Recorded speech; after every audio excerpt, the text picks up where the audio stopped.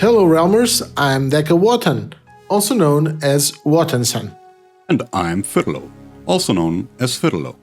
Wait, didn't we make this joke already? Yep, Tell us all about today's plans for the party, Pidelo.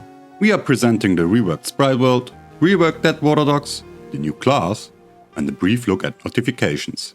Ooh, goodies. And there's also the anti-bot measures.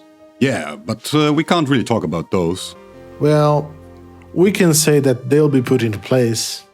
Do you know who might help telling us about the changes made to the dungeons? Welcome, Toasters! Oh, and also, Kid Force! Hi guys. Hello everyone.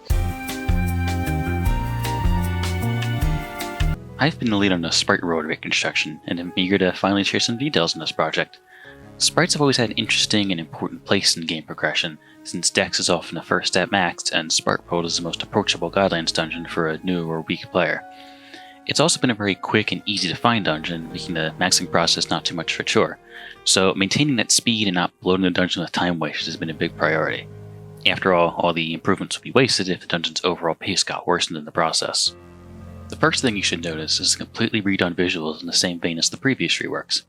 We wanted to make sure we kept the Sprite Road's very unique and abstract look compared to most other dungeons, and even have brand new animated background elements for the extra aesthetic flair.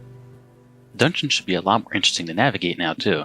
While we do still have some randomly generated rooms, many are now handmade to present more custom challenges, instead of just being shoved around by random conveyor belts. Even in the random rooms there are far less than before. Enemies have of course been revised. Normal sprites have more distinct behaviors. There's an all-new family of greater sprites, and the native sprite god is an especially interesting enemy that gives you a taste of Lyman's fight. Speaking of her, Lyman's a lot less jittery now. She has a simple but organized phase progression, and her main attack is a randomized elemental state, which you can use any of the 4 elements, including a shift in the arena landscape. She can be a pretty different fight on replays, so grinding decks ought to feel extra varied for this. There's lots more to see and talk about, but you'll have to see for yourself when we release soon. For now, I'll hand it over to Kid Force to present his latest work. Thanks, Toast. Then, let's talk about Dead Water Dogs. The dungeon is of course a follow-up to the reconstructed Pirate Cave, but we've taken a more gloomy approach in terms of aesthetic. You'll be battling over the many docks and islands set up for illegal commerce, while also visiting some cozy taverns. The environment is still surrounded by a damaging liquid, but while navigating your way through the docks, you notice that cannons are present throughout. They'll force you to rethink your path while rushing or running away from enemies.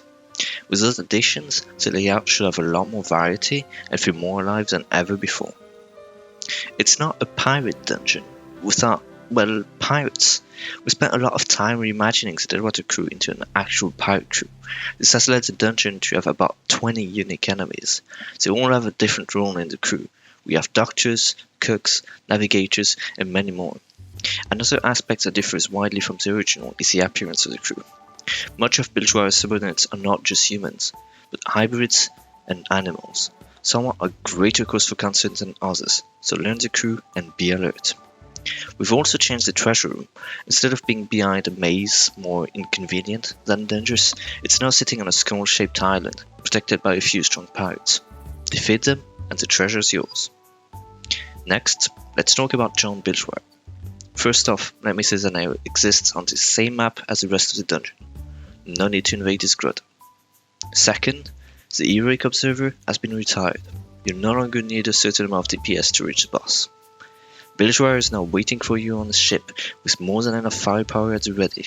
The fight features many of the mechanics present in the original fight, like the pirates and the sinking arena, but has been rethought for a better and more structured fight.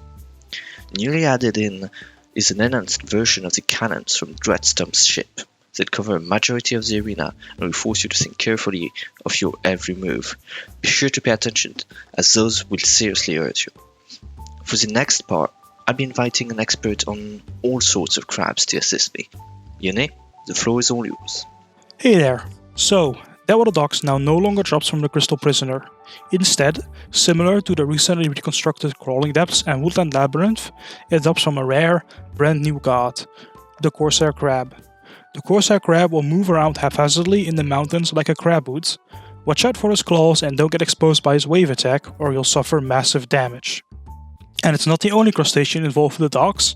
There's also this giant enemy crab we call the Calamity Crab. It acts as a secondary treasure room mechanic and patrols throughout the dungeon in search of players.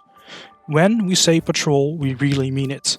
The Calamity Crab will slowly travel across the whole dungeon room by room, Minotaur style. It may even take some path you would not expect. Once it has found a player, it will do all that it can to take you down. It is a frightening foe, so both sides of your fight or flight response are valid ways to deal with this enemy. Thanks, Yone. Overall, all the changes we've made to the dungeon makes this an almost entirely brand new experience. I hope you look forward to fighting with the Deadwater crew soon. Woohoo! That sounds great. Can't wait to play them on production. But I'm missing someone to tell us about the new class. Wait. Let them wait. Unless they skip the video ahead, I guess. Oh well. Let's talk about the new notification system in the meantime.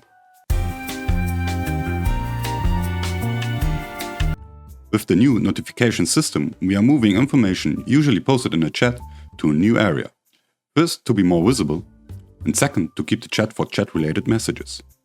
So, now drinking a potion or queuing up for a realm will have a distinct look to it. You may have catched a glimpse of this feature when we introduced the Forge, and the recovery of Forge Fire as well as unlocking a blueprint. We thought this is a pretty neat way to reduce clutter in the chat, so we expanded on it and moved most of the messages into the new notifications. There have also been some backend changes to make it easier for us to implement new types in the future, so let us know what you think. Very handy, and hopefully, without those pesky bots in the way, the chat experience will be even better. I think we can tell them about the new class now. Let's have our other guests talk about it. Posters or Kit? No, Manico. Hey, welcome. Hello guys, you want me to talk about the new class? Yep. I sure hope so. The Summoner is the 17th class in the game. She spawns monsters to fight for her and boost her damage output. The class uses wands, ropes, rings, and her unique mace ability. The mace ability allows you to spawn and control creatures, or as we will call them, summons, or as you'll probably call them, cats.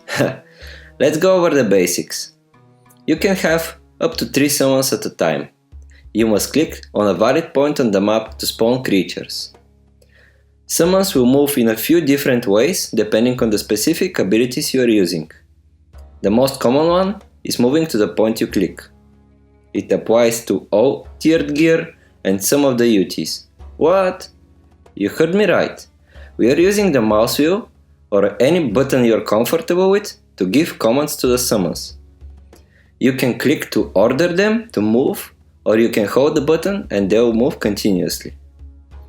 Other movement types include static, who would have guessed, orbiting the summoner, following the summoner, or orbiting the spawn point. It is designed as a safer class for players who like to think strategically and do high damage. The summoner relies on good timing and smart placements of her summons to reach its full potential. If you are wondering where it is located in terms of the new player loop, that's relatively far. The unlock requirements are level 20 on Sorcerer and Mystic. Before I finish my speech, I want to let you guys know that working on the Summoner was a very fun experience and I'm happy with how it turned out, both visually and mechanically.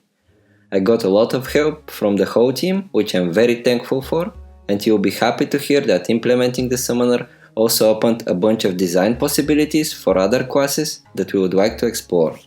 Well, those are great news. And thank you all for being here, guys.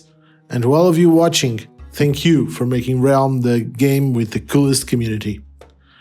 See you all in the next video. Don't forget to like, subscribe, and activate the notifications. Well, you know the drill. Play hard, stay safe.